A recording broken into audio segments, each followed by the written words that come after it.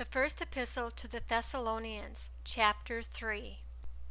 In studying this chapter, to see the very real danger of being tempted and the need to stand fast in the Lord, to appreciate how our own steadfastness can be a source of joy and strength to those who taught us in the faith, to understand the need to increase and abound in love in order to establish our hearts blameless before God when Christ returns. As Paul expresses his concern for their faithfulness, he explains why Timothy had been sent to them while he himself remained in Athens. 1 Thessalonians 3, 1-4. Therefore, when we couldn't stand it any longer, we thought it good to be left behind at Athens alone, and sent Timothy, our brother and God's servant in the gospel of Christ, to establish you and to comfort you concerning your faith, that no one be moved by these afflictions. For you know that we are appointed to this task. For most assuredly, when we were with you, we told you beforehand that we are to suffer affliction, even as it happened, and you know.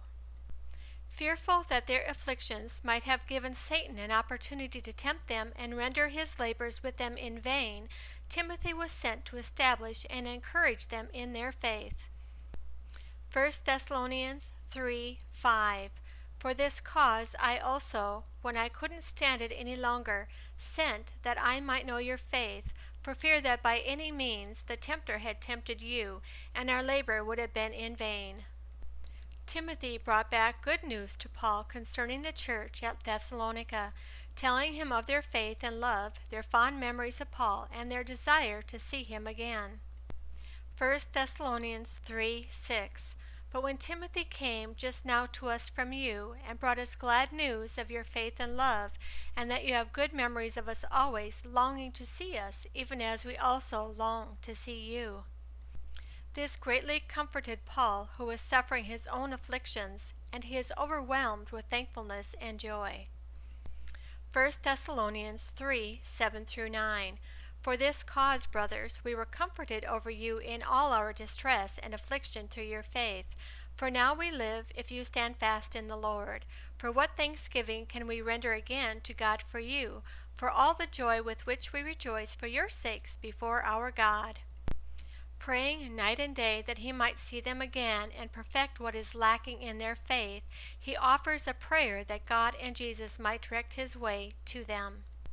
1 Thessalonians 3, 10-11. Night and day praying exceedingly that we may see your face and may perfect that which is lacking in your faith. Now may our God and Father himself and our Lord Jesus Christ direct our way to you. He also prays that the Lord will help them to increase and abound in love to one another and to all, and to establish their hearts blameless in holiness before God at the coming of Christ with all his saints. 1 Thessalonians 3, 12-13.